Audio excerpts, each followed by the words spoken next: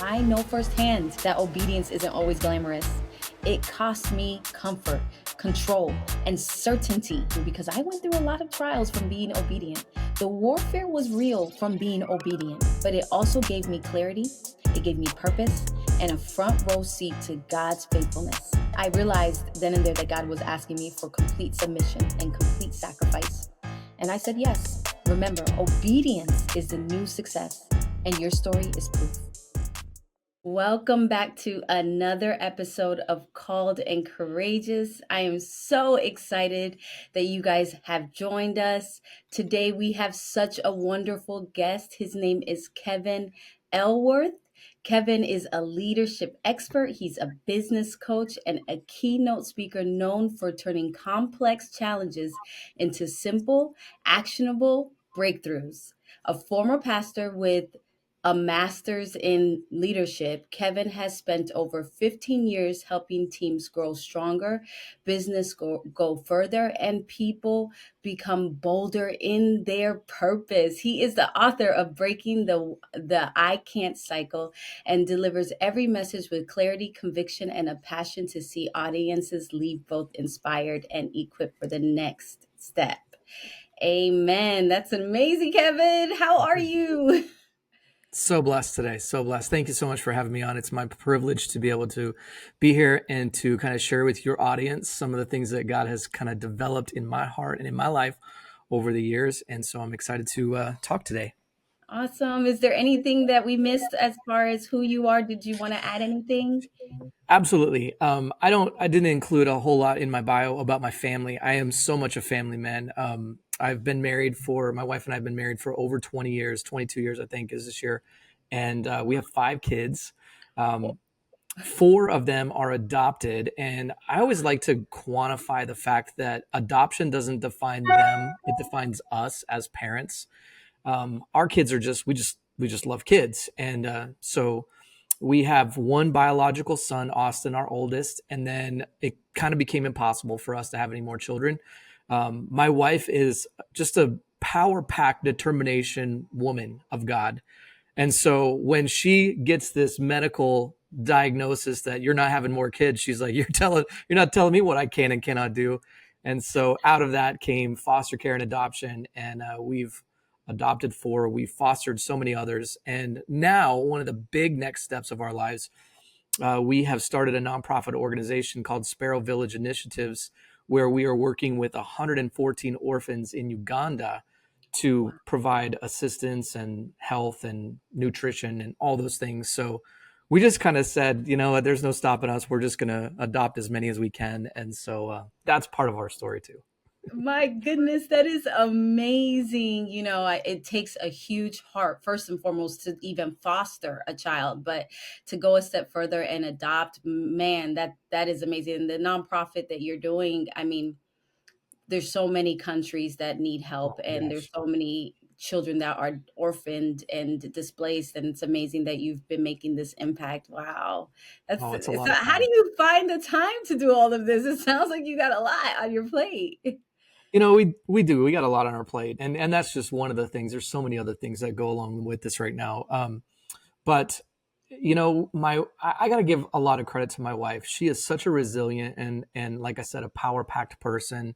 Our house really runs quite well, and then we're seeking to continue that across the world. I mean, we're working in this orphan village in Uganda, and so to help them equip and to help these kids survive. I mean, death is a big thing that happens over there for no reason. It doesn't need to happen. So let's solve that problem. But it's credit to my wife. That's what it is. Aw, that's amazing. I love that you're giving credit to your wife. They say behind every strong man is a even stronger woman. I don't remember the saying, but it's phenomenal that you give her that She's credit. strong for sure. I love it. That's awesome. So we want to dive deeper in, obviously how God has definitely shaped you and Yeah. how your walk through obedience has really taken you to where you are today. Because it sounds like you've Yes, been ma'am. doing so many things. You've been a mover and shaker, and so first and foremost, I would love to know from you, what do you believe obedience means to the Lord? Wow. I love that question. I love the way that you frame that question. Um, It's so simple, and yet I think we end up making it so complex. Um, how do you flesh out obedience to the Lord? I really feel like it's as simple as the word yes. My mentor friend John Maxwell, I get to say that because I'm part of the John Maxwell team, and he says that we're all his friends, so cool. um, John Maxwell says this: success is found on the other side of yes. And I think when I first heard him say that, I I in an instant I kind of psychoanalyzed my own life and realized how many different places I've had no on automation. I just say no, no, no, no. We're skeptical of everything. And yet the Lord is seeking to bless and bring to us something in our lives. And most of the time, what he wants us to say yes to is something that's going to make us uncomfortable and is going to bring an element of overwhelm. And so we think that, okay, obedience to the Lord is something that's going to be easy. It's not going to be hard. And yet most of the time, the difficult part comes with saying yes rather than saying no. That's what I've learned over the last few years of my life, and what I think that the Lord has been trying to teach me over the last like 20 years of my life. That's amazing. That's a really good way to describe what obedience means. And I completely agree with you. Can you maybe share with us a few stories that you may have where God had pulled you to be obedient and you may have had a little difficulty saying yes? I would love to learn Yes, more. I absolutely can. And honestly, it's really it's, you read in my bio about my book, the Breaking the I Can't Cycle. That was the expression of me learning this, because the way that I frame it in my book is, there's a verse. Let me just reference it. But there's a verse in Matthew about Jesus doing, another miracle. It was another miracle moment. But in Matthew chapter 9, it says he's interacting with two blind men, Mm, and he asked this question. He says, "Do you believe that I'm able to do this? In other words, can I heal you of your blindness? Do you believe that I'm able to do this?" And their response, "Yes, Lord." And then it says, "According to your faith, it will be done to you." And their eyes were opened. And I absolutely love that, because I feel like, and I start my book by saying I was blind and I became a recipient of a miracle where the Lord caused me to see. Now, it's not a physical act of blindness, even though, I wear contacts, and if I take my contacts out, I can't see anything. yeah. But I felt like when the Lord kind of pulled this thing from my eyes that was causing me not to see, I got to see what was actually going on around me. And what was going on around me was the fact that I was so rebellious. I Mm, was so like, I didn't want to do what the Lord wanted me to do. All the while, I was a pastor. I was mm, leading people in this, and I was totally obscure to all this stuff that was going on. The reality was is that I was saying I can't through my whole life. I can't do this. I can't handle this. I can't focus on that. I can't handle that. I can't imagine that. My favorite one, I can't afford that. yeah. We're declaring over our lives an impossibility. But what we don't realize is that we're actually, when you use the phrase, I can't, you're not just declaring your own impossibility. You're actually declaring that not even God can get involved with my life, because Mm, you won't let him. You will mm, literally build a brick wall between you and the movement that God wants to make in your life when you say, I can't, and follow that by any other thing. I mm, obviously I'm taking this from Paul's passage in Philippians 4, where he said, I can do all things through Christ who gives me strength. yeah. And then in the beginning, in the first chapter of my book, I say this at the end. It's like the gut punch, like, good Lord, I don't ever want that to become true of me again. But think about it like this: when you declare, I can't, followed by any other words, it becomes the most atheistic thing that you could ever say in your life. You're literally saying, there is no God. Do we, Wow. do we really want that? Yeah. Wow. Wow. You just said a lot just now. And, so do you feel that when God is calling a person, to do something, the biggest hurdle is because they can't fathom it in their mind and they just tell themselves it's impossible. So they don't say that yes? Is that what your belief is? Well, think about the implications of what the Lord calls his people to do. Like Daniel and his simple element of prayer. And the Yeah. resulting nature of that is the lion's den. Or how about like Shadrach, Meshach, and Abednego and this fiery furnace? And all it takes for you to avoid this pain and discomfort is just kneel down.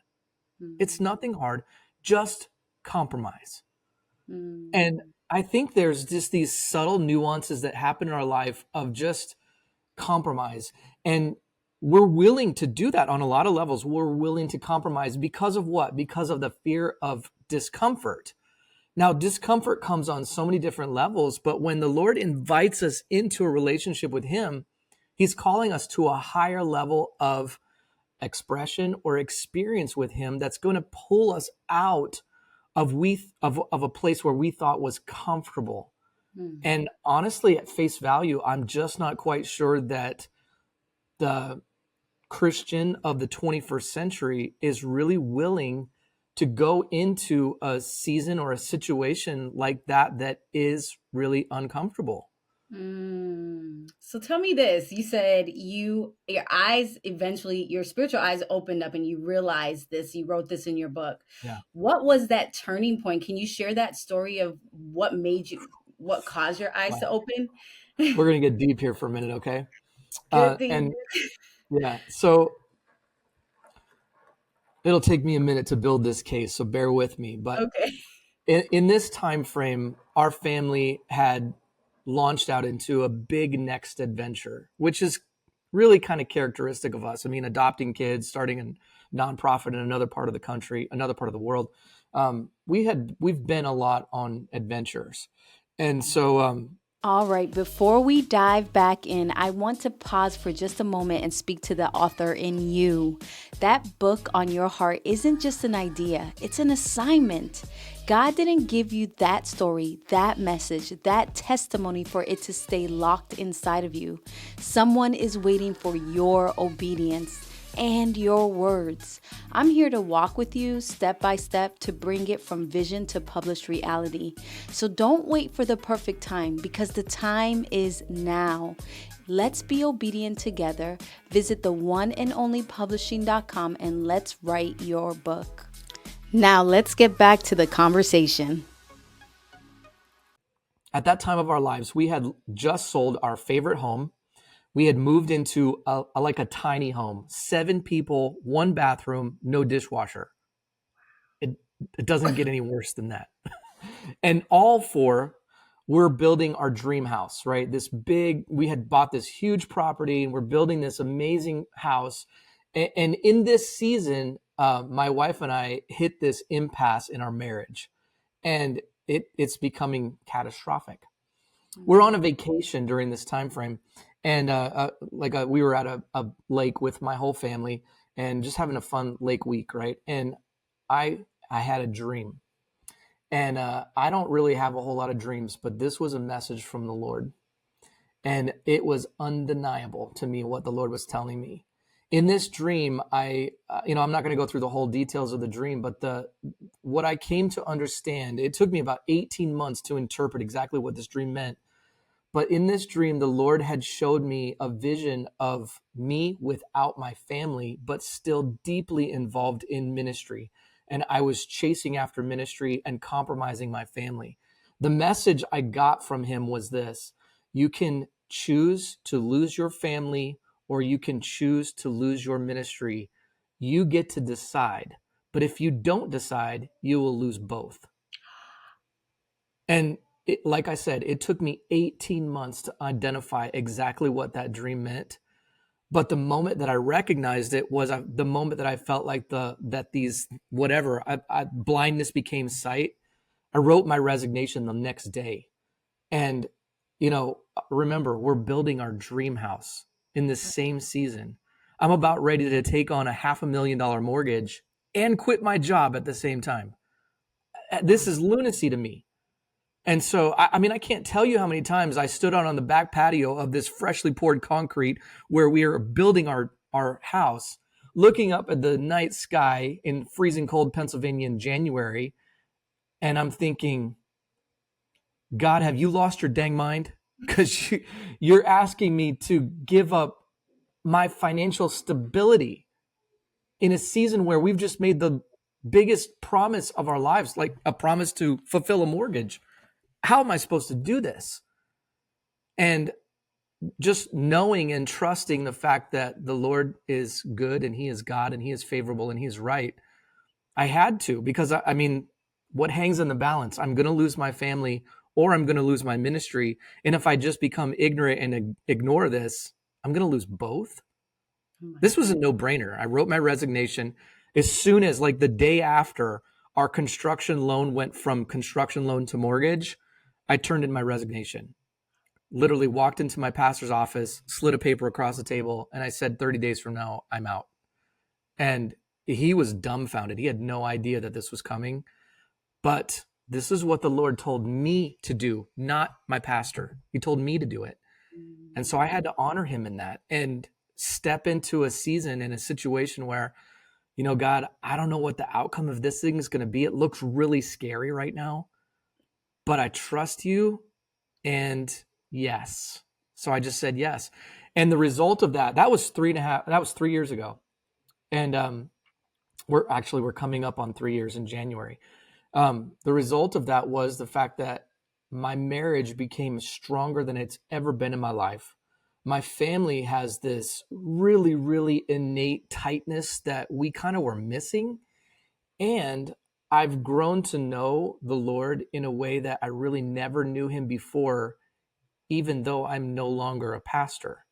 So that doesn't quite make sense. You're supposed to be like, in the pastoral field, this is supposed to be easy and light. You're supposed to be the pinnacle and the catalyst and all those things. And yet I was missing that. And now I sense and I see the Lord revealing himself to me in a way that I couldn't really receive before, but now I can. And even though he still has us, I didn't realize that, when I submitted that resignation, I thought I was getting out of something. What was actually happening was the Lord was leading us into, Psalm 23. This is the valley of the shadow of death. And we were just setting foot on that journey.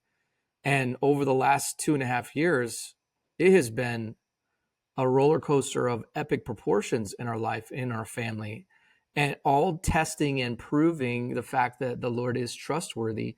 And out of that, this whole thing with Sparrow Village initiatives erupts, and we're taking care of 114 kids in another part of the world when I don't even barely have an income. How does that work? How does that make sense? It doesn't make sense. It's just the fact that I feel like the Lord is looking for different places to flex his muscles. And we said, yes, I'll be the recipient of that, even though it's going to be really, really uncomfortable for us for a time. So that's a snippet of my story. There's a lot more intricate details to it, but that at least gets you started.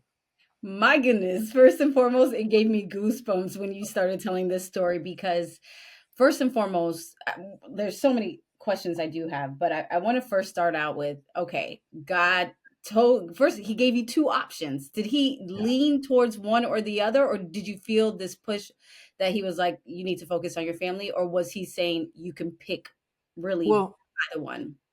think about it though. From the biblical precedent of what he's established there, marriage is an unbreakable bond. That's right. He was literally saying, what the choice is to make, but I know that you're wrestling between the two. So, Kevin, make your choice. The reality, the other side of it is this: if I would have chosen the ministry and my family would have left me, I would have lost the ministry anyway. Wow. Okay. So when God called you and he told you what to do, first and foremost, what really helped you was obviously being grounded in the word and understanding the heart of Yeah, God, first and foremost. But the 100%. second thing you said was your pastor was surprised, right? And you were like, I knew what I heard from the Lord. So can you share, like, to the audience, sometimes we get misdirected, because we look at our leaders as the ones that are the voice of God sometimes, but we Right. need to hear the Lord. So how did you know that in your heart that this was something that you needed to do, regardless of what your leadership was saying, who also hear God? Absolutely. And I have to be careful. I mean no disrespect to them, Yeah, okay? yeah, of course. But the church world is changing right now. Mm, And there needs to be a hypersensitivity on every pastor to be able to identify the truthfulness of a relationship with God over the tenets of business in our day and time. And some pastors are going to understand what I just said. Most people probably won't. For many people, you need to understand that the church is still a business, and the mm, business has to make money. yeah. The problem with our culture today is that there are many more churches that are seeking a profitability standpoint than a holiness standpoint. And I'll just pause and stop right there. Knowing that, a long time ago, 5 years ago, I hired a coach and a counselor at the voice of another pastor friend of mine who we were just, talking on the phone one day as far as like post COVID, check your pulse post COVID. How are you surviving? How's your ministry going? Those kind of things. And he was recognizing some weakness in my story, in my voice.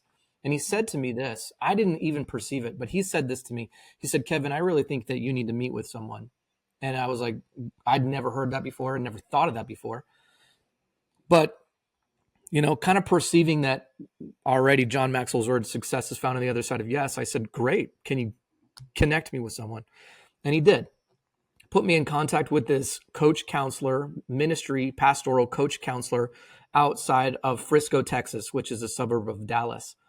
And this woman, who's probably in her late 60s, has been the most truthful voice, unbiased, disconnected voice that I could have ever invited into my context.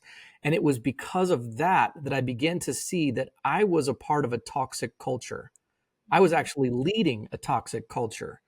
This was the blindness that was a part of my eyes. And the reason why I didn't really care at the time what my pastor said was because my pastor was leading a toxic culture. Mm, And I had to discern and discover the voice of God that was in my life for me, not yeah, from anyone else. yeah. And that was like uncharted territory. I never knew that this was a thing. Now that I'm on the other side of it, I'm seeing it everywhere. And I'm like, oh my goodness, someone's got to do something to help with this problem. Yeah. So that's what the reality was for me. Wow, that is powerful. That is powerful. So going back to you hearing this, hearing the Lord and knowing what you need to do, what was the conversation with your wife when you knew you had to leave your ministry and your, primary source of income? Relief, honestly. We were both relieved. Um, she had been praying for this for years, and I didn't know that. I had no clue that she was like ready to leave this ministry and move into something that was different, better, more for our family than for anything else. She had also been meeting with the same coach and counselor at the same time. We had a lot of joint sessions together, which was really just the thing that strengthened the core of our marriage and made us who we are today. Honestly, we wouldn't be together if we hadn't gone through that season and gone through that connection and invited that relationship into our lives. And honestly, that's why today I look at every pastor, I look at every ministry person. I'm like, you better be humble enough to be able to invite someone else into this context in your life. You need it. You have to have it. It will. You are so much less than who you could be if you refuse to allow this person. And so, honestly, there was some scariness. There's been a lot of financial difficulty that we've had to face as a result of it. But still, the reality is that the Lord has been good and He is favorable and He is right. And we're making some decisions right now. We're in the heart of this right now to again press into the next adventure. This dream home that we talked about, that I've already kind of told you about, is up for sale now, and we feel like the Lord has said, hey, it's time for you to move on. It's time for you to leave.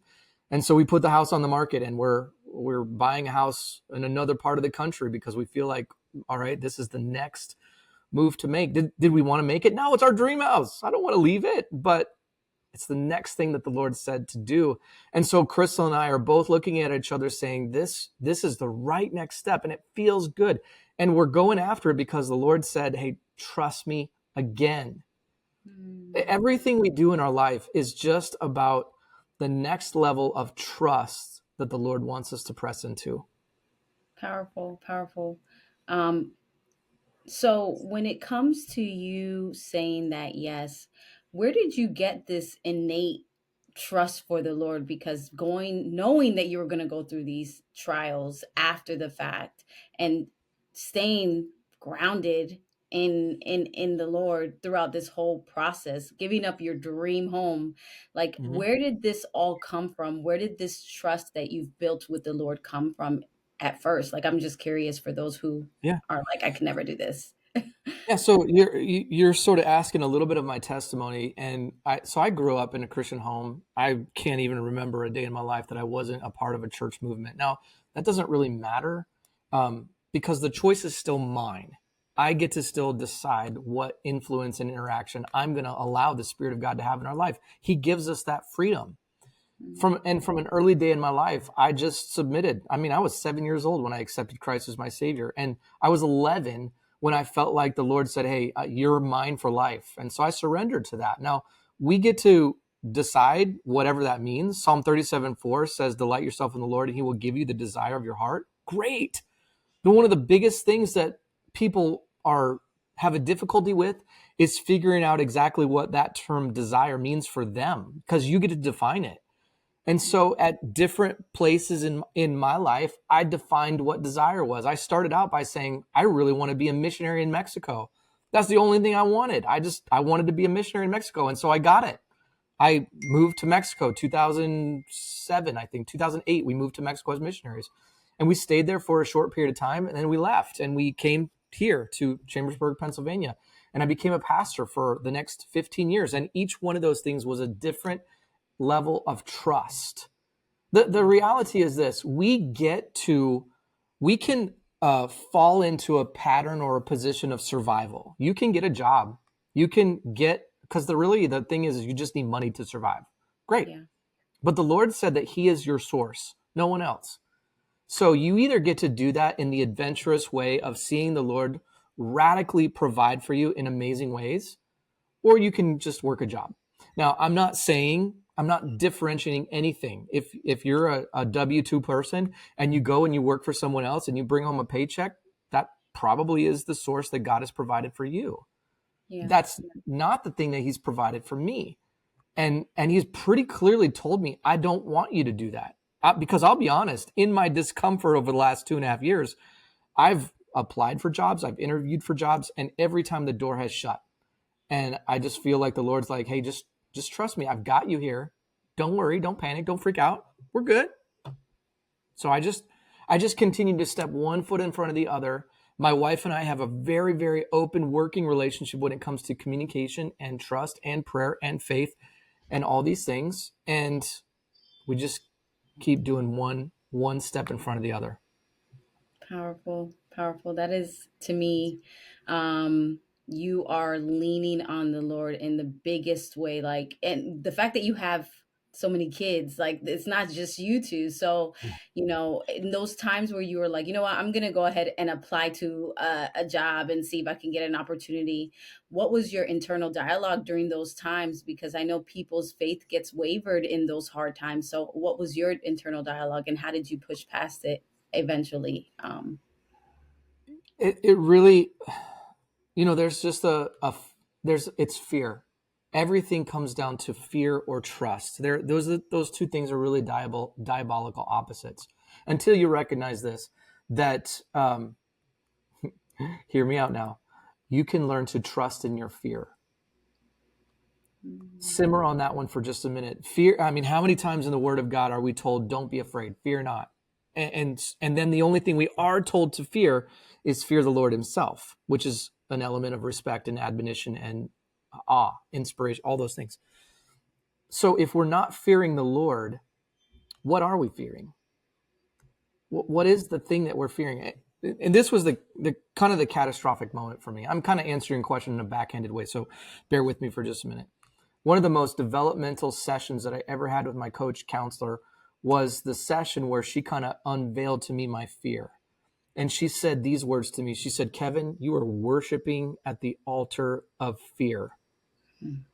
And when she said that, I was like, because the Lord had already been working on me about that. It wasn't any surprise to me. I just needed to connect the dots for a minute. But think about what it means to worship at the altar of fear. Any any uncomfortableness that you are feeling or sensing in that moment, you will cater to that. You will literally realign your life to make sure that that uncomfortableness doesn't come close to you. Why? Because it's uncomfortable. And so we actually worship fear. We will do what it tells us to do. We will give it what it tells us to give it. We will sacrifice other parts of our life to give to that fear rather than trusting in the Lord. And honestly, how much more does this come down in our lives than to the very spot of financial movement, money? We will not give to the Lord because I have to give to me or I have to sacrifice something to me. This is worshiping fear, to placate to it, to do whatever it tells us to do because we're just trying to make it happy so it doesn't do what? So it doesn't take our life away. When you start recognizing what fear actually is to you, around you, and with you, you recognize the fact that fear really can't do anything for you. When I work with I'm a coach now. I do business coaching and leadership development and pastoral coaching and all that. One of the healthiest things that I coach people in is to figure out fear. And I tell it this, I said, when you work with fear, you need to give fear a face and be able to confront it, because fear is so like intangible. You can't see it. You can't touch it. You can only perceive it. Okay. So let's give it a face, whatever face you want to give it, so that when fear starts creeping into your life, you can recognize and say, oh, you've been here before. I've seen your face around here. And then you just tell it to go away. You start quoting yourself some scripture from the Word of God that is there for you to be able to fight fear. And you recognize, you know what? I'm going to be fine. The Lord's already told me I'm going to be fine. And I might go through some uncomfortableness. This might end up costing me something. It cost Jesus everything. So a little bit of something for me is probably not the end of the world. And I'm going to be fine. So let's just move on. Just one more day and just see how it goes. I used to say this. One of my favorite phrases is this: if you give up today, what was God going to do tomorrow? And that's really kept me going, like time after time after time. That is so good. You just gave so many great nuggets. I would love for you, if you were speaking to someone today, whether it's someone you're coaching or Mhm. someone that you're ministering to, what would you say to them if they're on that cusp? They know that the decision to say yes is absolutely going to put them in some uncomfortableness after they say Yes. yes. What would be your power statement message to them? 100%. I absolutely love this. This is a great practice. And so this is it. It's not a statement. It's an action. I want you to do something. Okay. I want you to put yourself 5 years down the road from your life right now. I want you to imagine it. Close your eyes if that's what you need to do. If you need to write it out, whatever it needs to look like. Imagine yourself 5 years down the road and as successful as you want it to be. Okay, so whatever it is in your mind, if everything was going to go right, and every decision that you made from this point forward was going to be favorable, and it was going to be yes, and it was going to be prosperous, successful, all those things. In 5 years, what is life, or what could life look like in that moment? Okay. So play that game for just a minute and then imagine yourself giving all that up because you quit, because you said, I can't do this anymore. I can't handle this. I can't figure it out. I can't, I just, the string of I can'ts. I can't afford it anymore. I can't do this anymore. I don't have the right connections. I don't, whatever. All the things that you're declaring are impossible is literally on the other side of God's possibility. He can do this. He can. And so that's really the thing that has kept me going at it over and over and over again. And I think it's the thing that can keep you, whoever you are, whatever your story is, God has called you to some things. And the moment that you think you have figured it out is the moment that it still doesn't work, right? He's waiting for us to trust him. to like Mm, fully subscribe to trusting him. mm, And man, there's so much power in the miracle moment of what he wants to do in your life and through your life. And even in the interim, as Psalm 23, as you walk through the valley of the shadow of your discomfort or whatever death is, the death of your dream, the death of your uh, aspiration, the death of your. See, here's the thing. I love when we talk about the idea of the death of your dream. It's not the dream that's dying. It's the way that you imagine your dream fleshing out is being reconfigured. You see, mm, we start with an idea and we're like, this is the idea that it has to be. And yet, as we go through that process or that walk, the Lord is kind of chipping away some things of your dream and adding something. And on the other side of this, you still have it, you're still there. It just looks in a different form and function that what you had. Some people tie so closely to their dream or the way that they want to flesh it out. And the Lord's like, if you could just relinquish your grip a little bit on that, I could really do some miracle work with you, but you got to let go a little bit. And we're not very good with letting go. mm. Anyway, very long answer to answer your question. Action point, 5 years down the road, what does life look like? And then can you imagine giving that up? Is it really worth what you want to give up? Mm, that's so good. Look, so I know you said I know you have a book, and I would love to give us a moment for you to talk a little bit more about a book. I have a publishing company, so I love books. So I Cool. want you to share the details. Who's your audience? Who would typically want to read your book, and where they can find it? Absolutely. I love that. My book is written for, I would say my book is written for men, but for people who have a desire for adventure, but have all these things in their way that says, this isn't for you. You can't do that. And maybe that's a good litmus test for you is to figure out, just gauge, how often do you declare I can't or the idea of impossibility over your life? Mm, Because if that's you, and if you have a desire, an aspiration for a little bit more of God-filled adventure in your life, that would be my story. And so I talk in this book about our daughter Eliana, our youngest daughter, and how she became part of our life. It was literally the most impossible thing we ever came up with or came up against. It was the most expensive idea that we'd ever done. And so I met with this idea of, do I believe a God of the impossible when it comes to financial movement, or do I not? And as a result of that came this little girl, Eliana, who was just changed our lives forever. And I'm so thankful that I finally got to a spot where I could say, I don't know how this is going to work out, but we just have to say yes and go after it. And now I've got this little life who's changed my life. And as a result of that, I usually frame this story. This is kind of my signature talk about Eliana and how she came to our lives. But um, whose life, and I end it with this, whose life doesn't change because you said, I can't do that? ooh, that's Because a good. there's someone's life. There are hundreds of lives that are waiting to watch you and gauge their life based on your belief in a holy God. And if you say, I can't, you're declaring again, he's impossible. It's impossible for me, so it's impossible for him. Man, there's going to be a lot of lives that are left out because you decided not to believe in a holy God. That's what my book is about. And so my book is an inspiration to people to say, you know what? This is bigger than me, but I can do all things through Christ who gives me strength. So let's go. Wow. And where can they purchase your book? So obviously my book is on Amazon. It's on Amazon.com.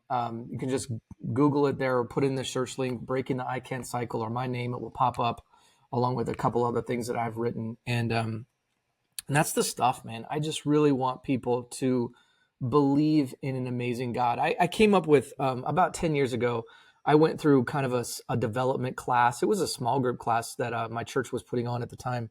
And I went through it myself and I came out with a mission statement, a personal mission statement. And my mission statement became this: to help people experience an amazing God in an unbelievable way.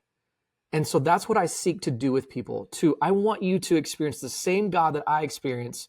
And I feel like there's been so many unbelievable ways that I've experienced God, and I want other people to experience that too. Why? because the Lord is waiting for people. Like I said before, he's waiting to flex his muscles on your behalf. He's just looking for somebody to be like, sure, let's go. Let's do it. Let's see what it looks like. And Mhm. then don't freak out when he leads you up next to some kind of Mount Everest that's going to be really hard to climb and it's really scary. But he's going to be like, hey, let's do this one step at a time. And I'm going to step every step with you. And it's going to be amazing in the end. Powerful, Kevin. I'm gonna have to take this. I'm gonna have to use this. Whose life didn't change when you said I can't? That is powerful. Like Right. I mean, it's so simple, but so true, and we often think within, oh, I can't for my sake, and we never Mhm. think externally how many people's lives could be affected by your yes. So that 100%. that that that was amazing. So let me ask you this in one word. How would you describe what the Lord means to you in this season of your life? Trustworthy. Mm. Trustworthy. Even though I will tell you this, in if I laid it all out on paper today, it doesn't look trustworthy. But every day that I fall down on my knees and I'm asking God, hey, this is what we're up against. This looks really scary from my perspective. The message I get back from him is, do you trust me? Because I've got really good things in store for you if you just trust me. So that's what I would say is trustworthy. Love that. And how can people get in contact with you if they wanted to get coached by you, Yeah, or anything? How would they get in contact? absolutely. So my website, kevinelworth.live. I know that's a little unconventional, but kevinelworth.live. My podcast, I run my own podcast called Pastors Thriving, where I speak and work with pastors to help them thrive in their ministries. Pastors are struggling today. And so, really, my heart is just really to help pastors from all over the world.